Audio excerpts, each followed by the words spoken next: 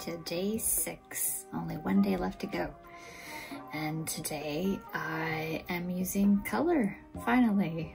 Yay! So I'm pretty nervous to do any color work, but I'm gonna try to just be casual about it and have a bit of a play. I've been hearing that you're supposed to be working with gouache in like a cmyk color range, so I wanted to try that. This is kind of the closest colors that I have to those. I mean, this is cerulean, but it isn't really, it's PB15. Anyhow, gonna give this a go. I set up this other little palette here, and we'll see how this goes.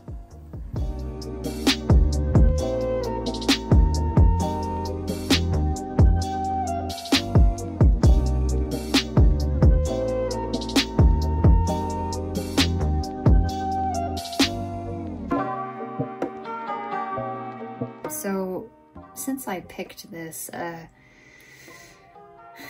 what do you call it? Process color mix. It's kind of like the same colors that you would use for a printing process. And I don't usually work in those colors, although I really like these kind of bright colors, but I didn't really know how to mix them, so I did some swatches just to like have an idea.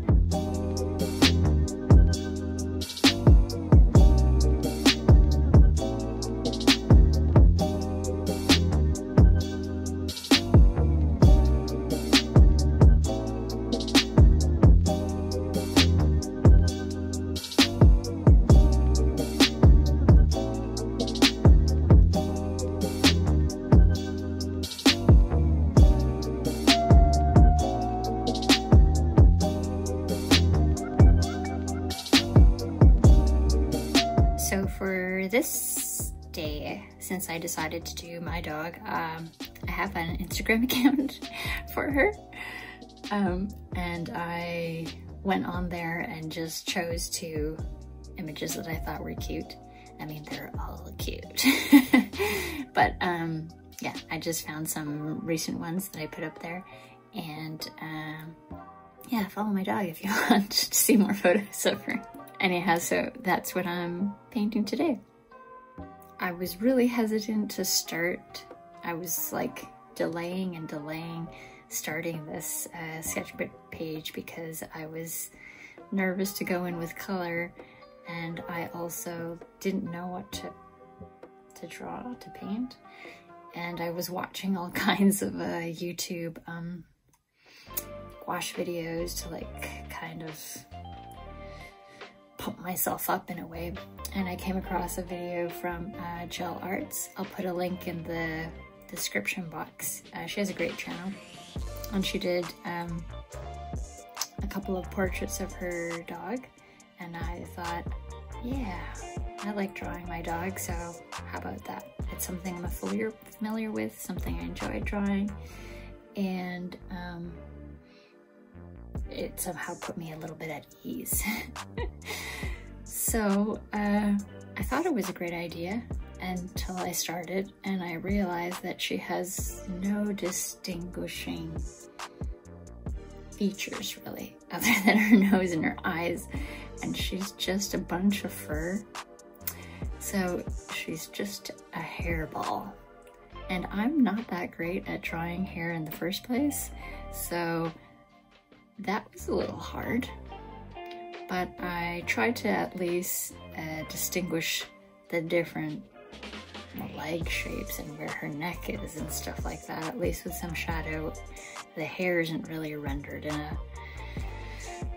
in a good way, I would say, but I think it's insinuated at least. You can tell that she's fluffy, and you can tell that she's furry. I definitely need to practice painting hair.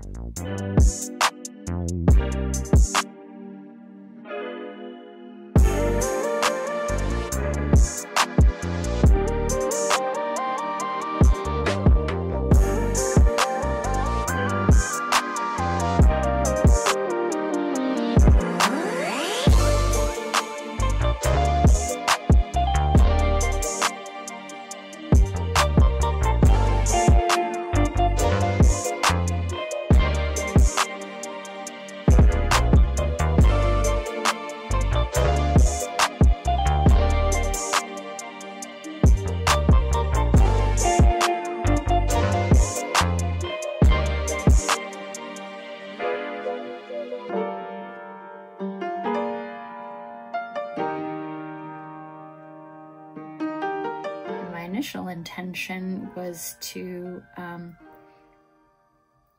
kind of go a little bit kooky with the color, like not necessarily use realistic color and just get the right tone. So like, I mean, you can paint with just the right tone in the right place, but with kind of the wrong color and get the same results, if you know what I mean.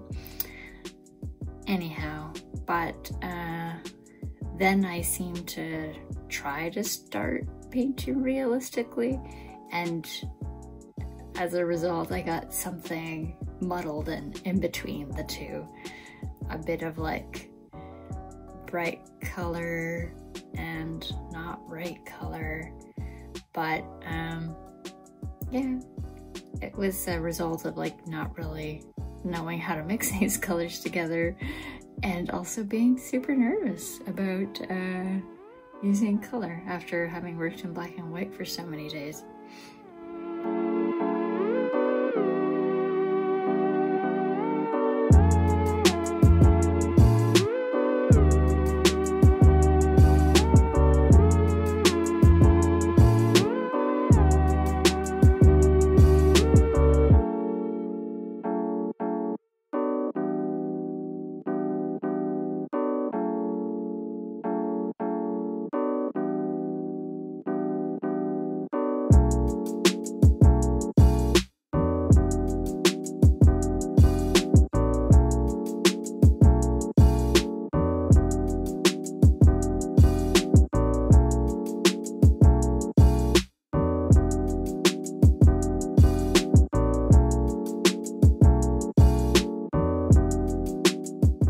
So after I started mixing and I was trying to get the values and the colors that I was like going for in this more realistic fashion, I realized that part of my struggle was that I had a very cool palette.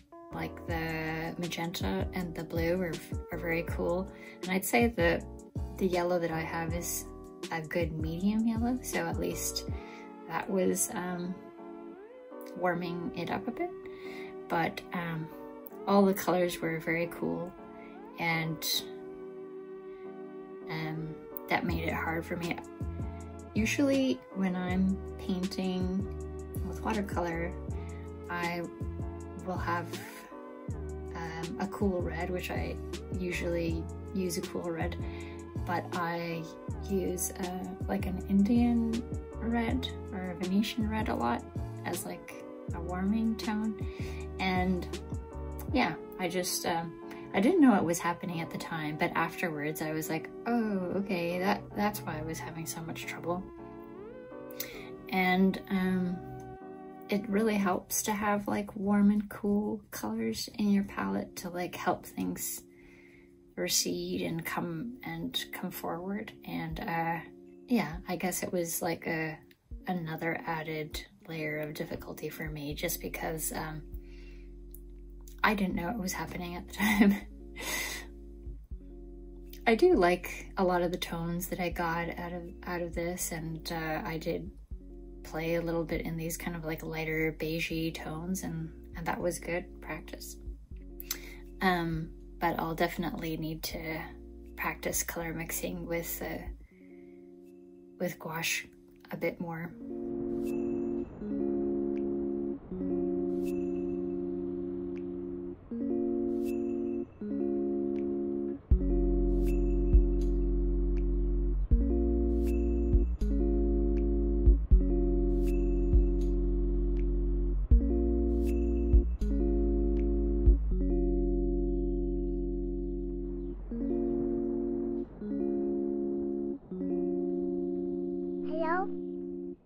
When I got to the last little drawing there, I quickly realized that was going to be really hard, because like not only is she just a puddle of fur, but she is lying down, and so she's basically like has no limbs. It's like everything's blending into each other, and you just have to try to get the shadows in the right spot.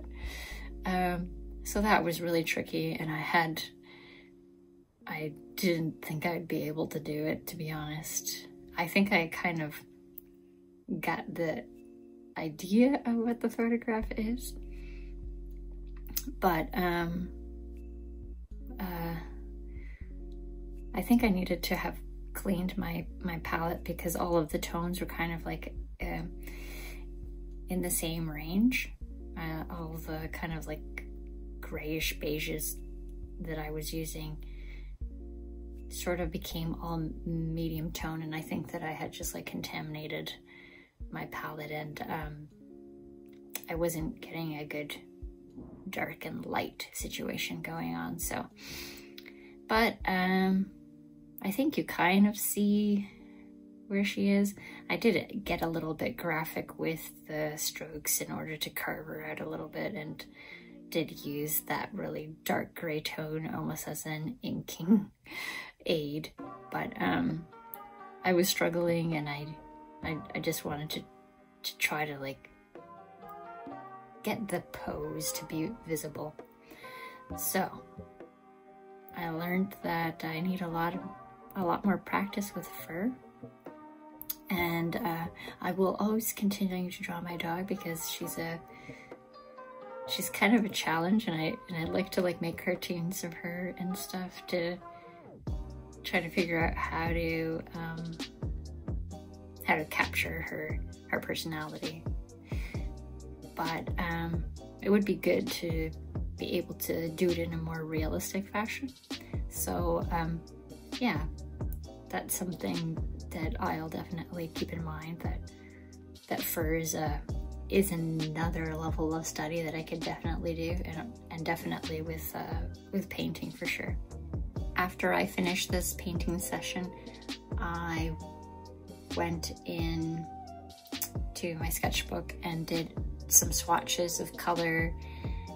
I brought out the little palette that I had set up the first day with the ultramarine and the burnt sienna, and brought those two colors in to mix with, because those are two warm colors. That's a warm blue and a warm red.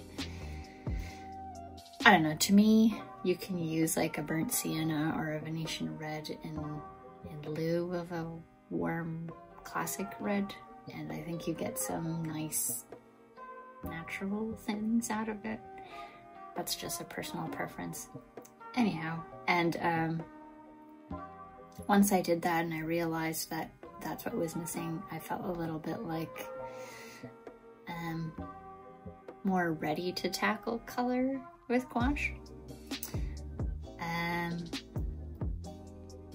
And I'm looking forward to maybe just not being so strict with it for the next day.